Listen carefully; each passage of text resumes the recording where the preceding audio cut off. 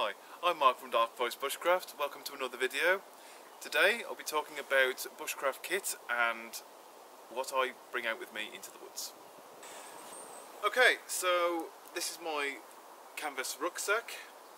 It has 3 extra compartments, and the main compartment I've cut a mop bucket, the top off a mop bucket, and put that inside. And what that does, it gives the pack rigidity, and also it helps me to collect firewood or water or anything else I choose to collect. Right, okay, so first off we're going to talk about cutting tools. Now I tend to go tool heavy because I make my things out in the woods, which is why the kit is developed around me. First off is my axe. Now this is a versatile tool for me. It's quite sharp, and all that does, it just allows me to process bigger firewood that my smaller cutting tools can't. This is my knife. It's nearly 5 inches, but not quite.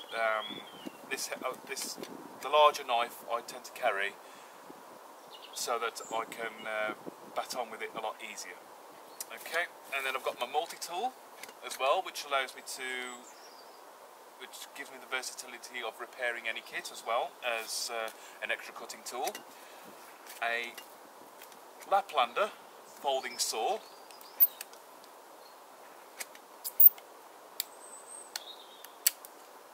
and I always carry a backup knife which stays in my pack.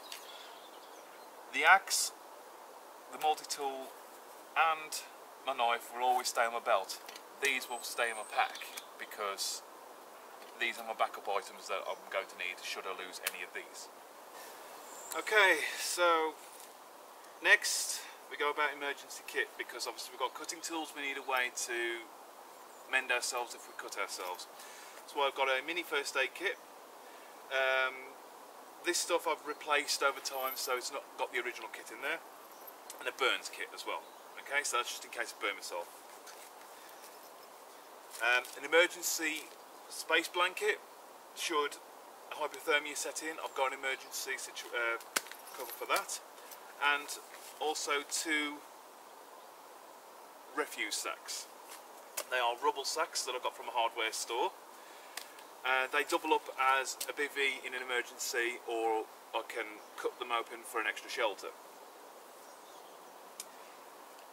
I also then have navigation, where I have my K&R compass, pair of binoculars, and while I'm on the trail, hand warmers. These are reusable.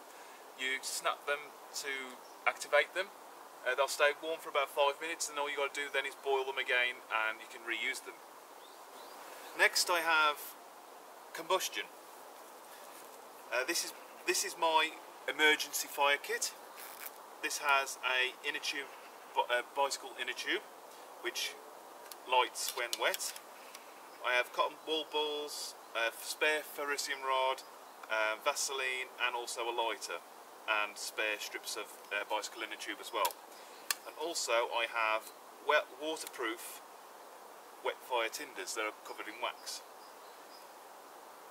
This is so that if by any chance hypothermia does set in and I can't use my fingers, I've got an easy way to light fire. That's why I've got a lighter in here. So this very rarely ever gets used, but it's there in an emergency.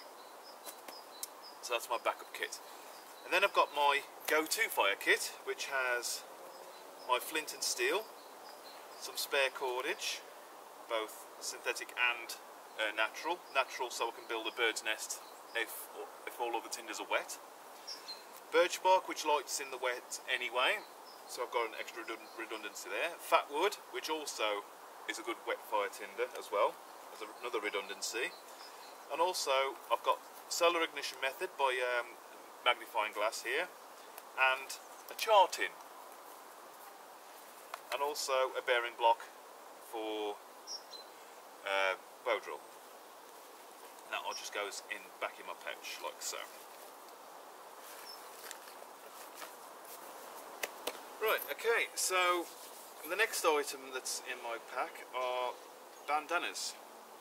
They're lightweight, they weigh nothing,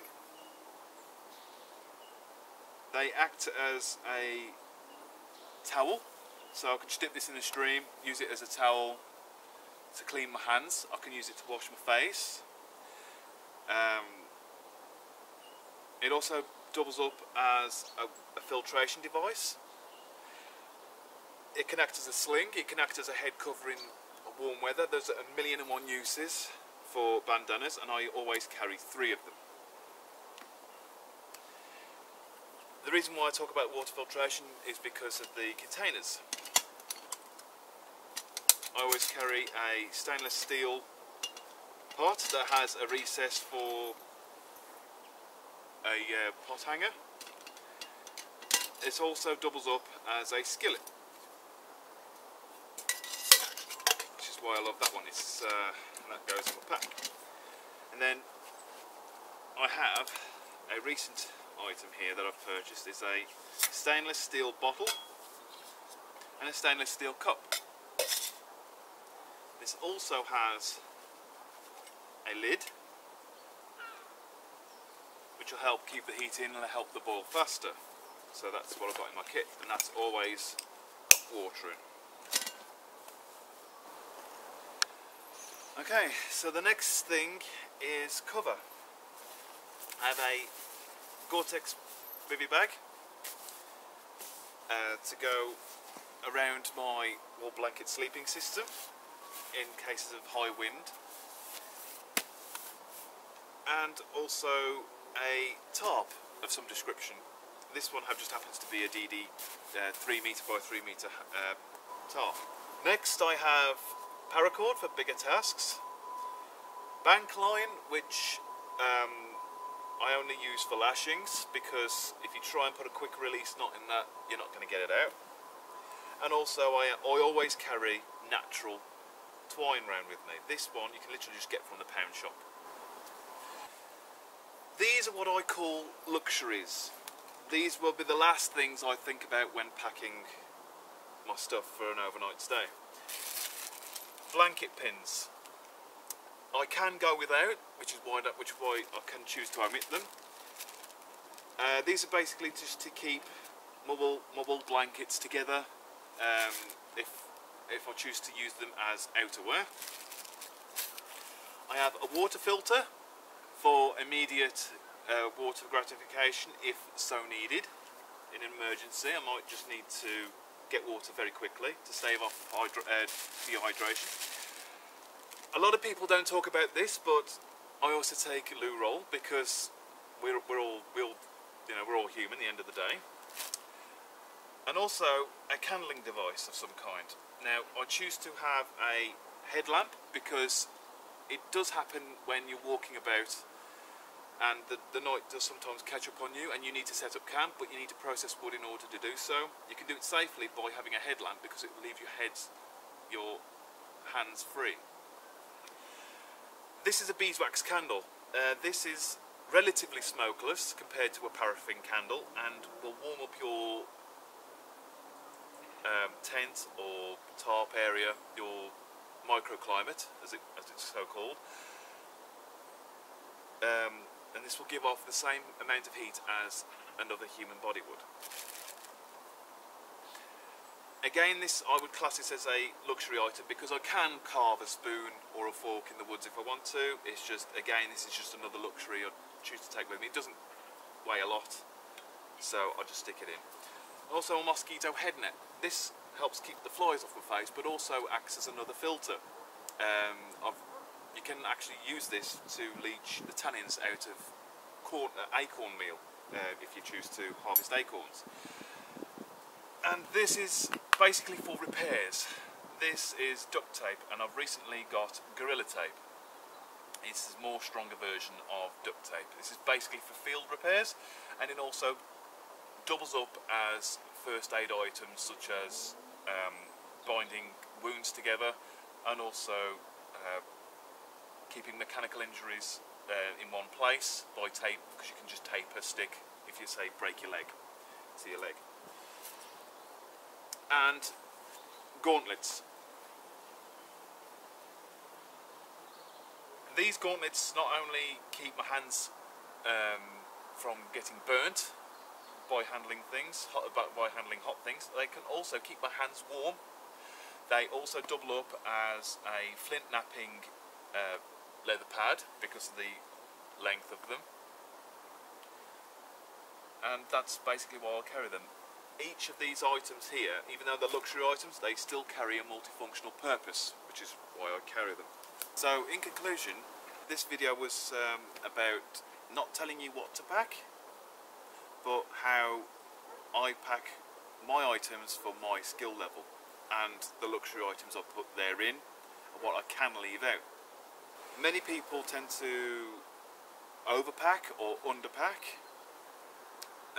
But what I would say, my general advice would be for anyone starting out, is just to get yourself a Mora clipper. That's reasonably cheap for what the knife is. Get yourself a Laplander saw, and you can go to Poundland and get some cordage. You can buy from Poundland a mess tin pack, so you've got a container to boil things in. And then you can get a cheap tarp from Tesco or somewhere like that. It's really not that difficult to get throw just a cheap bushcraft kit together, and then practice your skills. Practice them in your backyard. Go out, collect things, process them in your backyard. Use your bushcraft equipment, and then move on and increase your skill level by getting more dirt time. And just getting out there, come back and just keep practicing those skills, because the more you practice them, the better you will get at them, and that's generally the point of what I pack. Thanks for joining me on another video. Hope you found this video useful, and I'll be out with another video as soon as I can. Thank you.